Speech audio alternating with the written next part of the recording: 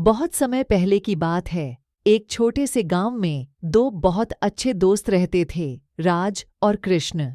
ये दोनों हमेशा साथ रहते थे, खेतों में मिलकर काम करते थे और जंगल में घूमने का शौक रखते थे। एक दिन राज ने कृष्ण से कहा, भाई, हमने कितने बार गांव के आसपास के जंगल में घूमा है, पर कभी हमारी किसी ने नहीं सुनी है कि जंगल की गहराइयों में क्या रहस्य है। कृष्ण ने कहा, तू बिल्कुल सही कह रहा है राज। हमें उस अनजाने सुंदर दुनिया को जानने का एक अवसर मिलना चाहिए। इस प्रेरणा से जुटे दोनों दोस्त ने अपनी बैग लेकर जंगल की ओर रुख किया।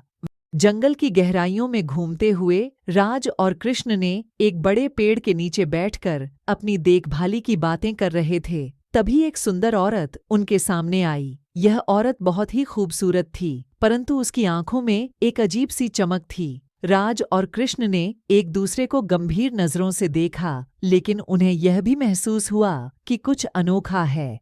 तुम दोनों बहुत खास हो, इसलिए मैं तुम्हें अपना खास खाना खिलाना चाहती हूँ। राज और कृष्ण हैरान थे, लेकिन उन्होंने इस नई अनुभूति का स्वागत किया और औरत के साथ चलने लगे। औरत ने उन्हें अपने आदमी जानवरों की भरपूर सेवा की और उन्हें अद्भुत खाना खिलाया। लेकिन जैसे ही वे खाना खा रहे थे, औरत की आंखों की चमक और बढ़ गई। राज और कृष्ण ने एक दूसरे को चुपके से इशारा किया और उन्होंने समझा कि यह औरत कोई चुड़ैल हो सकती है। हाँ, मैं एक चुड़ैल हूँ, लेकिन मैं तुम्हें कुछ नहीं करूँगी।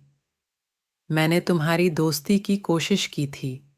राज और कृष्ण ने उस चुड़ैल की बातों को सुना और समझा, और फिर वे साथ में हंसते हुए उसके साथ जंगल की ओर बढ़े। उनकी दोस्ती में एक नया मोड़ आया था और वे सब मिलकर जंगल की रहस्यमयी दुनिया को खोजते रहे।